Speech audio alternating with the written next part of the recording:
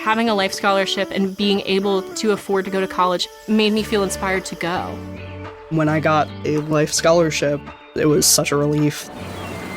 I knew that I wanted to have an impact. Having a life scholarship through the SC Education Lottery was huge. It gave me the opportunity to make that impact right here at home. The South Carolina Education Lottery. A better you, a better us, a better South Carolina. Visit sceducationlottery.com/betteryou.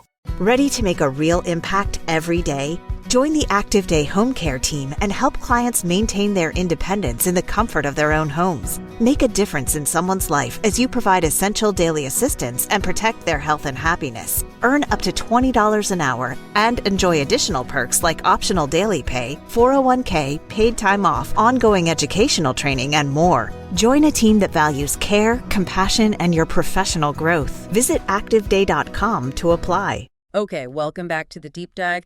Today, we're really digging into this big pile of sources you sent over, all about Apple's WWDC 2025.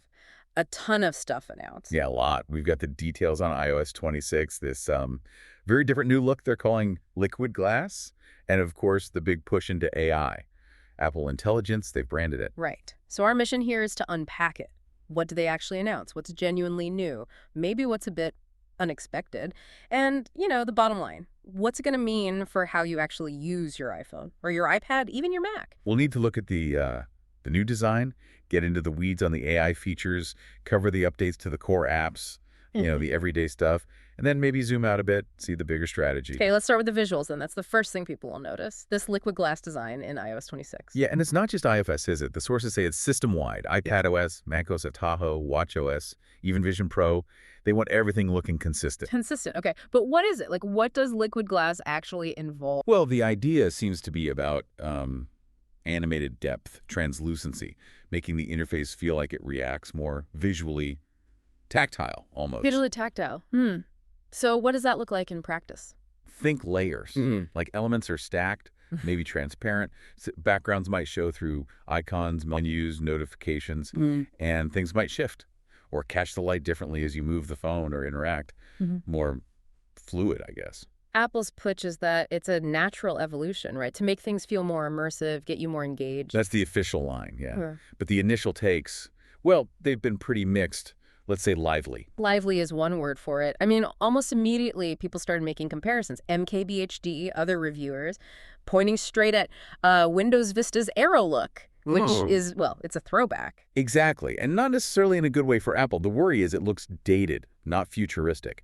Plus, some real practical concerns are popping up. Like readability. Yeah, readability seems to be a big one. If you've got text, like a notification, floating over a complicated see-through shifting background, is that always going to be easy to read quickly?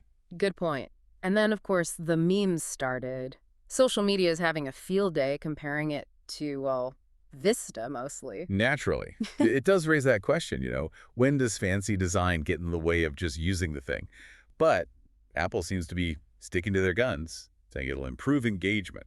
We'll see. Okay, so the look is debatable, but underneath that, there's something maybe more fundamental going on, this Apple Intelligence. Right, that's the umbrella term for their whole AI strategy. Yeah. And the core idea, the thing they kept hammering home, is on-device processing. On-device? Yeah. That feels like the key differentiator they're going for. Why is that so important for them? Well, speed is part of it, but the main thing, the really big sell, is privacy. A lot of this AI stuff happens right there on your phone or iPad. Your personal data isn't constantly being shipped off to Apple's servers. So it can even work offline sometimes. Exactly. And Craig Federighi really leaned into that. He framed it as a core privacy principle, not just a technical choice. Keeping your data local. Okay, so how does that on-device power actually show up in features? Live translation is a great example they showed. Real-time translation, right inside messages, FaceTime, even normal phone calls. And because it's on-device, the conversation stays private. It's not going to the cloud to be translated. That's the claim. Totally on-device, totally private. And they're adding, I think, 8 more languages by the end of the year. Okay, what else? Enhanced visual intelligence. It builds on things like live text, but gets smarter. It tries to understand what's in an image or on your screen, not just the text. So like point it at a landmark or look at a picture of a product and it knows. Yeah, exactly. And again, because it's on device and private, you can take immediate actions. Copy text from a document screenshot, sure, but also maybe tap on a product in a photo to shop for it, or see a date mentioned somewhere, and instantly create a calendar event. No cloud involved for that understanding. Interesting. And that ties into the creative stuff too, right? Genmoji, image playground. Yeah, Genmoji is, well, you describe an emoji with text, maybe mixed with existing ones, and it makes a new one. Image Playground adds styles for generating images, like oil painting style, vector art. But here's the twist. There's always a twist. The sources say this part, the image generation, is powered by an opt-in ChatGPT integration. Whoa, wait. Apple's using ChatGPT, OpenAI's model. Inside iOS, that feels very un-Apple. They usually want to own the whole stack. It really does. It's positioned as optional, something you choose to enable. But yeah, integrating a major external AI model like that into core features, that's a big step for them. Beyond the fun stuff, what about practical AI, like organizing things? Yes, intelligent summarization and organization. The idea is the AI can look at, say, a long email or web page and give you the gist. Or scan your notes, identify potential tasks, and suggest adding them to your reminders list, helping you manage information. Okay, that could be useful. And one more big one, clean up in photos. Finally, you can remove distracting things from your pictures, like that photo bomber in the background. Gone. Seamlessly, supposedly. Yeah, people have wanted that forever. So that's Apple Intelligence for users. What about for the people making the apps? Developers? That's actually a huge part of this. Apple is giving developers direct access to the on-device large language model, the same one powering Apple Intelligence. Why is on-device access the key thing there?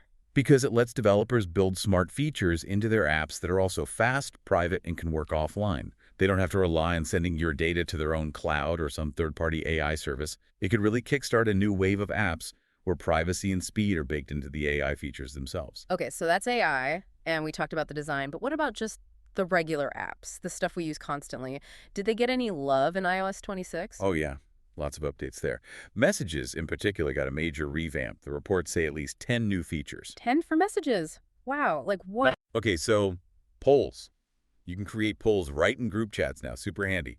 Customizable chat backgrounds that everyone in the chat sees. Oh, interesting. They brought back sending and receiving Apple Cash directly in group chats.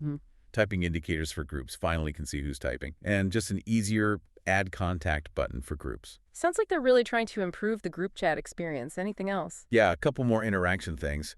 A new select option lets you grab just part of the text in a message bubble more easily. That's been annoying people for ages. Oh, thank goodness, yeah. And on the safety side, better screening for unknown senders, and it'll try to automatically detect spam messages and shunt them off to a separate folder. Keep your main inbox cleaner. Okay, and the big one for messaging, the Android situation. Right. The sources are pretty clear. Expect end-to-end encryption for RCS messages. That's the standard used when messaging Android phones.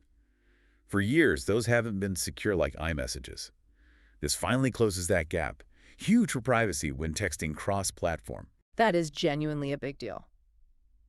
Okay, messages sounds packed. What else? Photos got cleanup? Anything more? Yeah, expect more organizational tools, better editing, again, using that on-device intelligence to maybe help sort things automatically. The Health app gets new tools for developers too. Like what? APIs, so apps can, with your permission, access medication and dosage info you've logged. And new workout session APIs, so fitness apps can track things more accurately or offer live guidance. Things like HK Workout Session, HK Live Workout Builder. Technical stuff, but means better fitness apps. And the Journal app, is that getting smarter too? Seems like it. Journaling suggestions will sync over iCloud now, so you can pick up on your iPad. And it'll try to give you smarter prompts about when to journal based on, your location and routine. Privacy seems to be a theme even outside the AI stuff. What's new in Safari? Safari 26, I guess. Yeah, big privacy upgrades there. It's going to block common browser fingerprinting techniques by default. Fingerprinting. Remind me what that is again. It's how websites try to identify your browser without cookies. They measure tiny details, screen size, CPU cores, installed fonts, things that make your setup unique. Blocking that makes you harder to track across different sites. Okay, that sounds pretty robust. And there's more. Link tracking protection, that thing that strips tracking IDs off URLs, it's expanding. It won't just be in private browsing anymore, but also for links you can mail and messages, another layer of anti-tracking. Wow. Okay, even the phone app is getting changes. A significant makeover, actually. Call screening is coming. It shows you a real-time transcript on your device of what an unknown caller is saying, so you can see if it's important before you answer. All private, on device. That sounds incredibly useful. And hold assist. This one's brilliant. You know when you're on hold with terrible music? It lets you mute the music, and then it alerts you when a human agent actually comes back on the line. Sold. Everyone needs hold assist. Okay, one more big app change. A dedicated Games app. Yeah, a new pre-installed app called Games. It's basically a central hub for gaming on iOS and iPadOS. What does it do? Pull everything together. Exactly. Your Apple Arcade games, your Game Center profile and achievements, even regular App Store games you've downloaded, all in one place. Like a launcher. And features. Personalized recommendations, leaderboards, multiplayer stuff, a play together section to see what friends are up to and invite them. It's clearly Apple trying to consolidate and elevate their gaming ecosystem. But still within their ecosystem, right? So absolutely. It's Apple's world. Don't expect things like mods or connecting to Steam or anything. It's about organizing their games and services. Still, a significant step for mobile gaming on iPhone and iPad. Okay, practicality check. Who actually gets iOS 26? Which iPhones? The sources say iPhone 11 and newer, so 11, 12, 13, 14, 15 series, and the new iPhone 16 models, including that 16. Which means iPhone X is out, and anything older. Yep. iPhone X8, all those earlier models won't get iOS 26. And the reason is likely the AI stuff, needing that processing power. Almost certainly. The reports indicate that running Apple Intelligence efficiently on device just needs more modern chips than those older phones have. Makes sense. And for people who want to try it early? Beta program. Developer beta dropped right after the keynote, June 9th. Developers can grab it now through their accounts. The free tier helps there. Just settings, general software beta updates. And for the non-developers, the public beta. Scheduled for July sometime. With the final general release coming. Sometime this fall. Usually lines up with the new iPhone, so late September is a good bet. Okay, let's step back then. Looking at all of this, the design, the AI, the app updates, what's the big picture? What's Apple's strategy here? Well, it seems crystal clear they're betting heavily on on-device AI. That's the narrative. Privacy, speed, keeping your data yours. It's how they want to differentiate from Google, OpenAI, everyone else who relies more heavily on the cloud. Right, so Apple Intelligence, maybe it wasn't full of, completely mind-blowing new AI tricks this year. Maybe not fireworks in terms of brand new capabilities, no. But the focus is on the integration, making AI a seamless private part of the OS itself, not just a separate app or feature you invoke. That deep integration is the strategy. And that name change, too. iOS 26 instead of iOS 19 or whatever it would have been. Feels like they're signaling a new chapter, right? Definitely feels symbolic. A line in the sand for the AI era. Although, interestingly, the market reaction was kind of meh. Apple stock dipped a bit after the event. Why do you think? Investors not wowed. Could be caution about how quickly these AI features translate to actual revenue. A lot of it is utility and privacy, not necessarily new paid services. And maybe that mixed reaction to liquid glass didn't help investor confidence initially. But the long game for Apple is still that tight ecosystem, right? Hardware, software, services, all working together. Absolutely. Total control over the experience.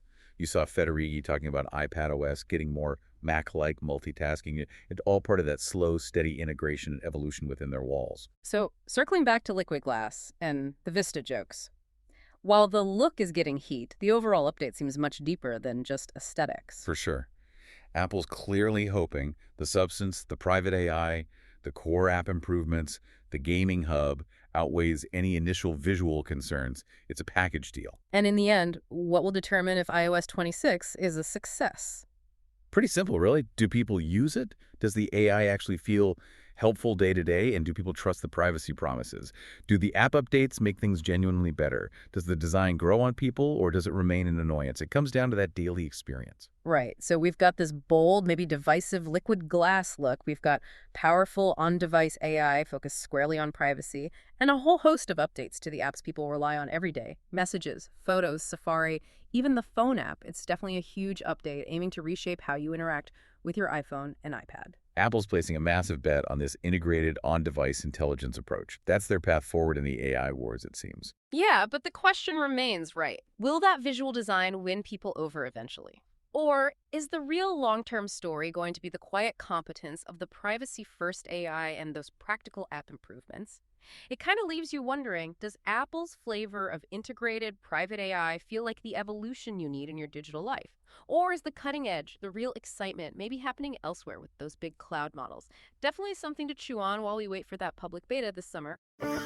Having a life scholarship and being able to afford to go to college made me feel inspired to go. When I got a life scholarship, it was such a relief. I knew that I wanted to have an impact. Having a life scholarship through the SC Education Lottery was huge. It gave me the opportunity to make that impact right here at home. The South Carolina Education Lottery. A better you, a better us, a better South Carolina. Visit sceducationlottery.com/betteryou.